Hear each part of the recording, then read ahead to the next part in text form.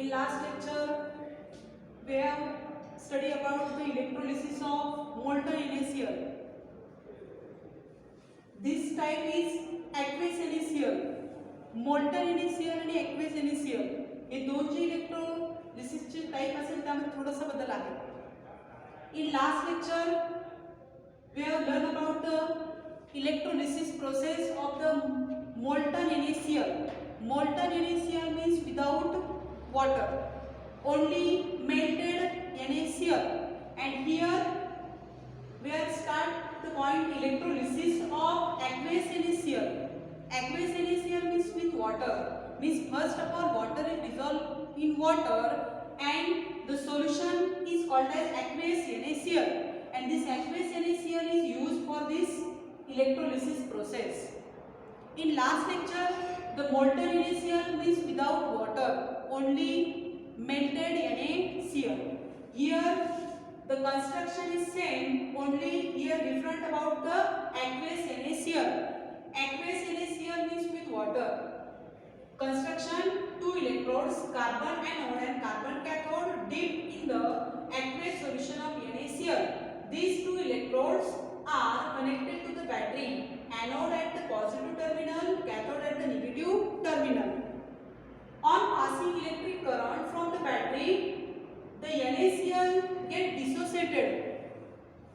In last lecture, the molten NaCl only gives two kinds of cations and anion, means only Na plus and Cl minus. But here in aqueous NaCl, aqueous means with water, this NaCl first of all get dissociated into Na plus and Cl minus. Also aqueous means with water, means H2O. H2 also dissociated H plus and OH minus. Means in this cell four kinds of ions are present. That is Na plus, Cl minus, H plus and OH minus. From these four, only two, one cation and one anion are deposited to the respective electrodes.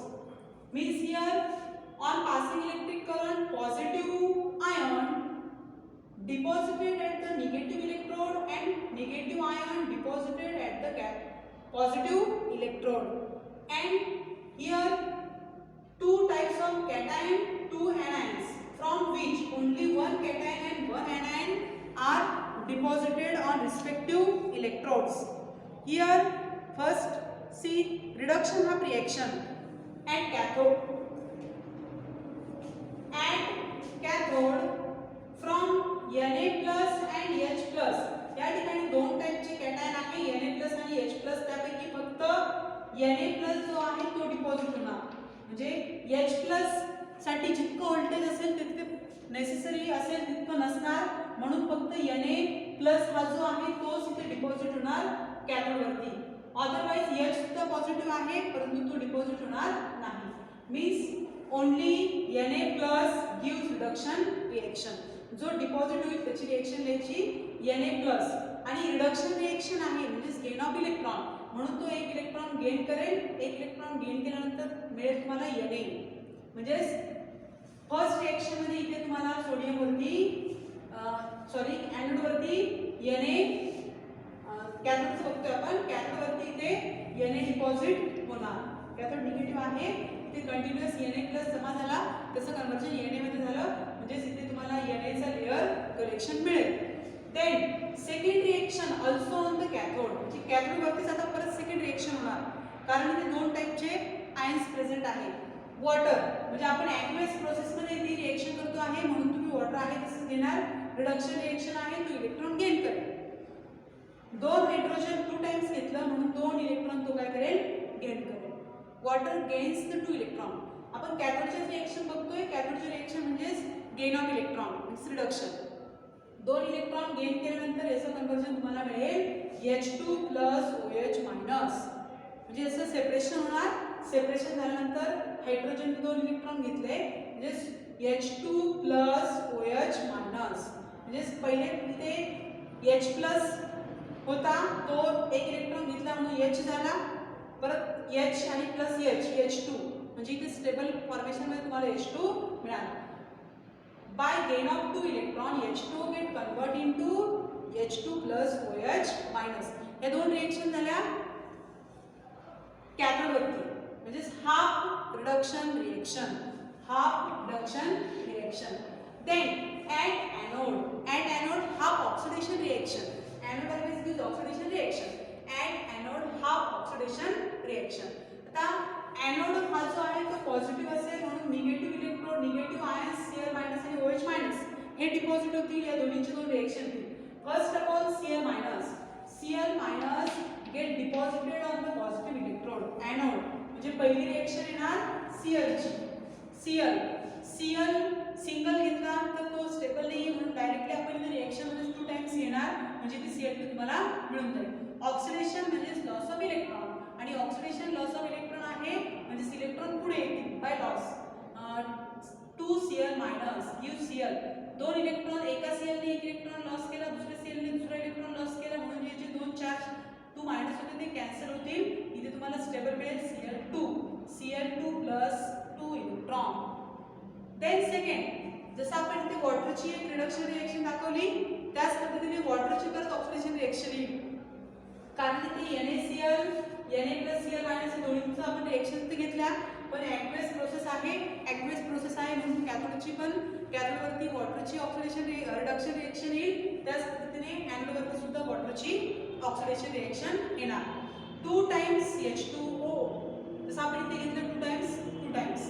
इथे आता ही जी आहे ती reduction reaction आहे, sorry oxidation आहे. इथे O2 liberate होईल, जसे reduction होती H2 लिबरेट झाला तसे इथे काय मिळाला O2 ऑक्सिडेशन आहे म्हणून O2 लिबरेट झाला, म्हणजे O2 लिबरेट होईल अँड प्लस 2 इलेक्ट्रॉन, म्हणजे तो 2 इलेक्ट्रॉन काय करेल लॉस करेल. या दोन्ही रिएक्शन मध्ये सिमिलरिटी बघा. H2O रिडक्शन रिएक्शन म्हणजे गेन ऑफ इलेक्ट्रॉन, रिडक्शन म्हणजे H2 लिबरेशन आणि OH मायनस. इथे त्याच्या थोडं रिव्हर्स आहे, H2O वरती आपण ऑक्सिडेशन रिएक्शन घेतो, ऑक्सिडेशन आहे म्हणून तो O2 लिबरेट करतो आणि 4H+ तून आणि 2 इलेक्ट्रॉन त्याने लॉस केले. आता या जे 4 रिएक्शन तुम्हाला मिळाल्या, कॅथोड वरती 2 मिळाल्या, एनोड वरती 2 मिळाल्या, तर त्यापैकी फक्त तुम्हाला इथे कोणते 2 रिएक्शन वापरायचे आहे, Cl आणि सॉरी जसं आपण मोल्टन मध्ये एकच रिएक्शन मिळाली त्यांची नेट रिएक्शन घेतली, परंतु या ठिकाणी तुम्हाला Cl आणि H2O एनोडची कॅथोडची जो Cl आहे ती रिएक्शन येणार, एनोडची Cl ची ही रिएक्शन येईल आणि याची H2O ची रिएक्शन येईल, म्हणजे याची फर्स्ट आणि याची second.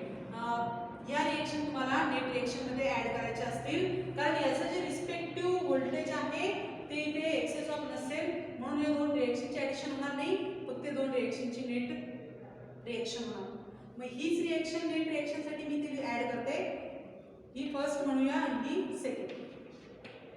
Twice Cl minus gives Cl2 plus 2 electron. Then net reaction 2 electron get cancel, एरोच्या मागे पुढे जे सिमिलर असेल ते कॅन्सल करायचे, त्याचबरोबर बाकीचं ॲज इट इज येईल 2 times H2O plus 2Cl minus arrow येईल gives H2 plus OH minus plus Cl2. This is the net reaction of electrolysis of aqueous NaCl. Then the result of the analysis किंवा electrolysis, या इलेक्ट्रोलिसिसचा result, जसं आपण molten NaClचा इलेक्ट्रोलिसिसचा result बघितला की एनोडवरती Cl liberate झाला, कॅथोडवरती Na deposit झाला, तसं इथे या ठिकाणी येणार बघा. H2 गॅस हा जो आहे इथे H2 गॅस आहे बघा, H2 gas liberated at the cathode, हा फर्स्ट रिझल्ट झाला. सेकंड असेल Cl2 gas liberated at the anode, हे 2 रिझल्ट असतील. आणि तिसरा आहे Na, यातला Na आणि यातला H2 म्हणजे OH हा अनरिएक्टेड असेल, म्हणजे 3 रिझल्ट तुम्हाला मिळाले. At cathode Cl2 liberated, at anode H2 liberated, and Na plus and OH minus does not reacted. या दोघांपैकी तुम्हाला एक याच्यावरती 3 किंवा 2 मार्कांसाठी क्वेश्चन विचारला जाऊ शकतो.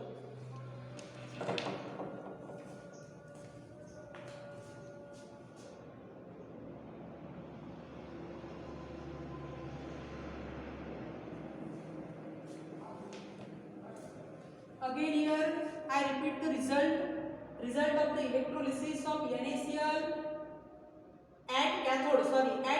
ही कॅथोडची रिएक्शन आहे. कॅथोड वरती तुम्हाला H2 मिळाला, means at cathode H2 liberation evolution, म्हणजे कॅथोड वरती H2 गॅस कंटिन्यू इव्हॉल्व होणार आणि ही जी रिएक्शन आहे ती ॲनोडची आहे. Cl2 म्हणजे Cl2 गॅस कुठे क्रिएट होणार, ॲनोड वरती. Means result at cathode H2 liberated म्हणजे इव्होल्युटेड अँड ॲट ॲनोड, इथे हा कॅथोडचा आणि हा ॲनोडचा. कॅथोडवरती H2 इव्हॉल्व झाला, ॲनोडवरती Cl2 इव्हॉल्व झाला आणि यामध्ये OH मायनस अनरिॲक्टेड आहे. त्याचबरोबर जो आपण Na घेतला होता तो पण रिएक्शनमध्ये पार्टिसिपेट झाला नाही, म्हणजे Na प्लस OH मायनस यातला रिमेन्स इन द सोल्युशन, म्हणजे सोल्युशनमध्ये तो ॲज इट इज असेल. हे 3 रिझल्ट असतील इलेक्ट्रोलिसिस ऑफ ॲक्वेस NaCl.